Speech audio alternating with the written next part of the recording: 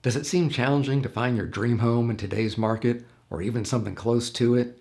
Inventory is very low these days. We'll go over some reasons why.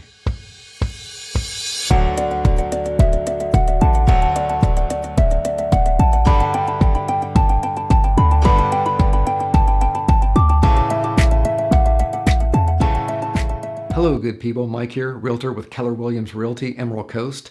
We'll go over 3 reasons why you're not seeing as many homes for sale as you used to. According to the National Association of Realtors, the hold time, the period in which the buyer plans to stay in their home, has shifted in recent years. Today's homeowners typically live in their houses for longer periods of time than they did in the past. According to NAR's study, the typical hold period, which has historically been 6 to 7 years, expanded to 10 years in 2020. In Florida, the median hold period is just slightly less, coming in at 9 years.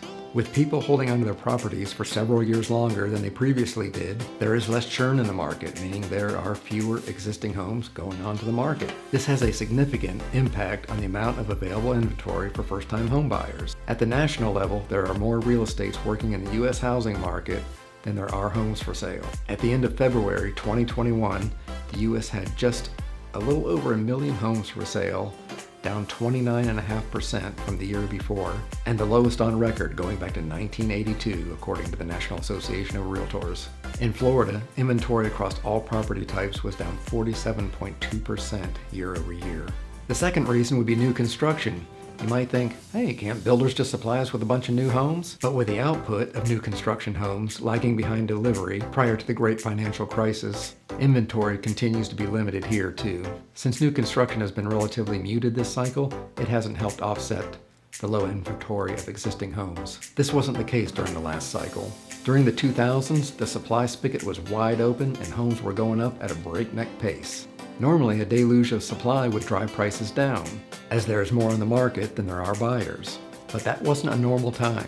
Speculative buying, fueled in part by very loose lending practices, created an artificially high level of demand. The rampant level of demand quickly shut off as lending practices were tightened. Cheap money was elusive, and people that lost their homes were unable to qualify for new mortgages. With a smaller buying pool, there was a glut of market inventory with all that construction. Couple that with a wave of distressed properties that came on the market, and there was a lot of housing available. This cycle, there hasn't been nearly the same level of construction. Many builders didn't survive the crash, and those who did have been much more conservative. And now there's less land available, more regulations, and less skilled labor.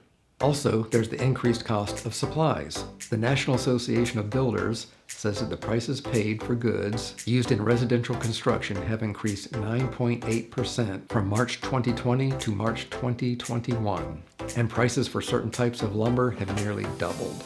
The third thing is interest rates. Interest rates have been hitting historic lows over the past 12 months. And while they're expected to go back up going forward, we're still dealing with a very low cost of borrowing money. And that's fueled a lot of people getting into the market to take advantage of these low rates. If you purchased or refinanced your home recently and are enjoying an enviably low interest rate, you have strong purchase power and the cost to carry that debt is low. But what happens in 10 years when you want to trade up to a new property? All of a sudden you're in a different interest rate environment, which likely will not be as low as it is today.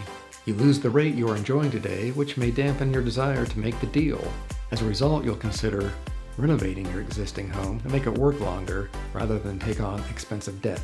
Of course, this scenario wouldn't work or apply to everyone, but many economists are concerned about the unintended consequences the current low interest rate environment will have on the future market. They think there will likely be a lower supply of existing homes on the market, which could crunch the market even more. I hope that helped give you a little insight. See you soon.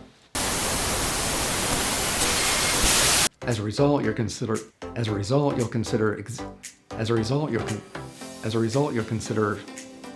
which has historically been 6 to 10 years, I do appreciate you watching. Please consider subscribing and hitting that like button. It helps with the YouTube algorithm. My contact information is down in the description if you'd like any assistance with real estate related stuff. And here's another video you might like to check out.